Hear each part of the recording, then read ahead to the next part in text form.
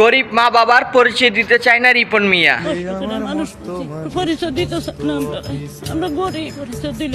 বাড়ি নির্মাণ করে স্ত্রী সন্তান নিয়ে থাকে সে, দেন না ভরণ পোষণ। আয়ম বিমান। ভাই বন্ধুরা, যার সাথে কথা বলে আসলাম সে কে? এটা ভাবেই লাগে আমার। বিয়ে করি নাই রে ভাই, সহজ কথা আপনি বুঝেন না কেন? আপনার স্ত্রী দাবি করে দুটো সন্তানের বাবা, আপনি এমন বলেছে, তাহলে এটা মিথ্যা? মিথ্যা।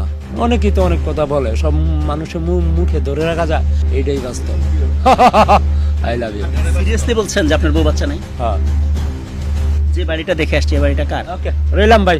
আসসালামু আলাইকুম। আপনি আপনার বাবা মার খোঁজ খবর নিচ্ছেন? বাবা মাকে ভরণ পোষণ না দেওয়ার অভিযোগও অস্বীকার করেন রিপন। রিপন ভাই, ভাই শেষ, গপ শেষ। মানে আপনি আপনার বাবা মা ওই যে রিপন ভিডিও, আমিরুলের বড় ভাইয়ের সাক্ষাৎকার শেষে রিপনের মা নিজেই এটিএন নিউজ টিমকে নিয়ে যান তার বাড়িতে। এরপর রিপনের মা অভিযোগ করেন, রাতারাতি জনপ্রিয়তা পেয়ে এখন গরিব বাবা মায়ের পরিচয় দিতেও নাকি লজ্জা পায় রিপন। পুরনো ভাঙা বাড়ি ছেড়ে আলাদা পাকা বাড়ি নির্মাণ করে স্ত্রী সন্তান নিয়ে থাকে সে, দেন না ভরণ পোষণ। অনেক কষ্ট লাগে, মনে খুব কষ্ট করে মানুষ করছি, তখন পরিচয় দিতে না।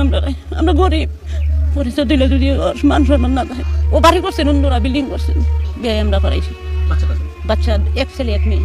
আয়ম বিমান। ভাই বন্ধুরা, আমি নেপাল আছি। রিপন মিয়া দেশে বিদেশে ঘুরে ভিডিও বানায়, 5 স্টার মানের হোটেলে গিয়ে রাত কাটে।